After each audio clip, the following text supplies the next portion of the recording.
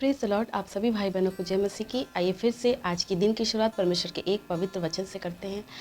आज का टॉपिक है प्रार्थना का विषय। वैसे तो हम किसी भी विषय पर प्रार्थना कर सकते हैं जिस विषय पर हमें प्रार्थना की आवश्यकता है, लेकिन ऐसे कुछ मुख्य विषय हैं जिन विषयों पर हमें प्रतिदिन प्रार्थना करने की आवश्यकता है।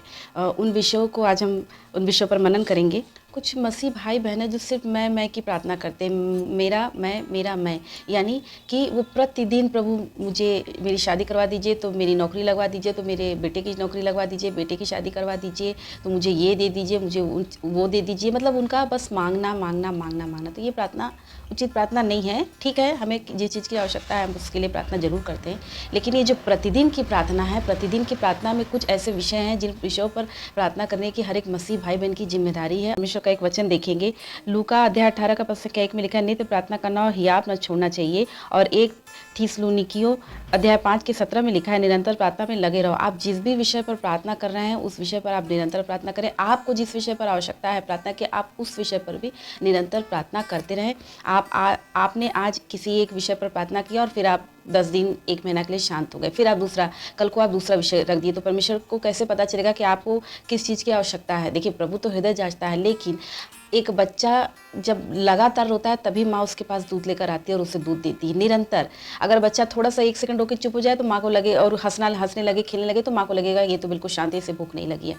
प्रभु जरूर हृदय जांचता है और प्रभु को पता है कि उनके बच्चों को क्या चाहिए, उनके संतान को क्या चाहिए, लेकिन उसके लिए हमें प्रभु से मांगना है, क्योंकि प्रभु ने कहा है मांगो तो तुम्हें दिया जाएगा। मांगो तो हमें मांगना है परमेश्वर से। मांगना का मतलब ये नहीं कि आप सिर्फ अपने बारे में मांगते रहे, ये दे दीजिए, वो दे दीजिए, वो दे दीजिए। ये इस मांगने का मतलब आप जिस भी विषय पर प्रार्थना करें निरंतर उस विषय पर प्रार्थना करते रहिए, तो प्रभु आपकी प्रार्थनाओं को सुनेंगे। याकूब अध्याय 5 का 13 से 16 तक लिखा है, रोगियों के लिए प्रार्थना करें। देखिए, ये कुछ मैंने पहले भी बोला कि कुछ ऐसे विषय हैं जिस पर आपको निरंतर प्रतिदिन, वो हमारी जिम्मेदारी है, उन प्रार्थनाओं को करना हमारी जिम्मेदारी है।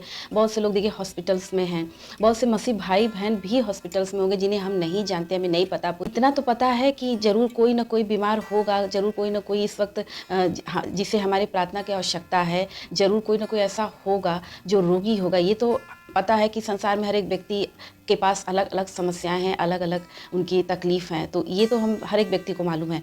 तो इसलिए प्रतिदिन हमें एक प्रार्थना शामिल करनी है। हमें रोगियों के लिए प्रार्थना कर सकते हैं। आप नाम उनका नहीं जानते हैं तो आप इस प्रकार बोल सकते हैं कि प्रभु जो भी रोगी है, जो भी बीमार है, उसे स्वास्थ्य प्रदान करें, उसे चंगाई प्रदान करें, उन्हें चंगा कर, स्वस्थ कर। आप इस प्रकार से प्रार्थना कर सकते हैं, तो प्रभु आपकी प्रार्थना को सुनेंगे। और बहुत से लोग आपकी प्रार्थना के द्वारा, हर एक व्यक्ति की प्रार्थना के द्वारा, क्योंकि परमेश्वर का वचन कहता है जहाँ 2 या 3, अगर हर एक मसीह भाई बहन प्रार्थना की जिम्मेदारी को समझे कि हमें लोगों के लिए प्रार्थना करनी है, प्रतिदिन हमें सिर्फ अपने लिए प्रभु ये दे दीजिए, प्रभु वो आप ये मांग रहे हैं, अपनी समस्या को ही रोना प्रार्थना नहीं कहते। सिर्फ अपनी समस्या को परमेश्वर के सामने रख कर उसके लिए रोना वो प्रार्थना नहीं। आपको एक विषय चुनना पड़ेगा।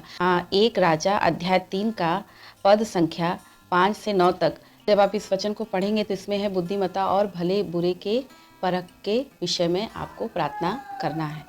भले बुरे यानी कि देखिए, बहुत से लोग ऐसे हैं जो कि परख नहीं कर पाते हैं कि सही क्या है, गलत क्या है, अच्छा क्या है, बुरा क्या है। तो इसके लिए हमें परमेश्वर से परख की आत्मा मांगनी है कि हे प्रभु हमें परख की आत्मा दीजिए, हमें बुद्धि दीजिए, प्रज्ञा दीजिए, ज्ञान दीजिए। सुलेमान राजा सबसे ज़्यादा उस वक्त बुद्धिमान था, और बुद्धिमान प्रज्ञावान होना हर एक मसीह के लिए बहुत ज़रूरी है, क्योंकि संसार की बुद्धि से आप दुनिया में जी नहीं सकते हैं। संसार की बुद्धि आपने बहुत अच्छी पढ़ाई कर लिया, बहुत एजुकेटेड पर्सन है, आपको संसार का, समाज का नॉलेज है, लेकिन उसके अलावा आपको यदि प्रज्ञा, ज्ञान, समझ नहीं है ईश्वर की तरफ से, जो अलौकिक ज्ञान प्रभु ने हमें प्रदान किया है, तो आप हर वक्त, हर कदम पे धोखा खाएंगे। हम संसार के कितने भी बुद्धिमान व्यक्ति क्यों न हों, लेकिन हमें परमेश्वर की प्रज्ञा और ज्ञान की आवश्यकता है, क्योंकि यदि प्रभु का दिया हुआ बुद्धि ज्ञान नहीं है तो संसार का ज्ञान बुद्धि सब हमारे पास व्यर्थ हो जाएगा। मत्ती अध्याय 5 के पद संख्या 38 से लेकर 48 तक में लिखा हुआ है, आप उसको पूरे वचन को पढ़ेगा।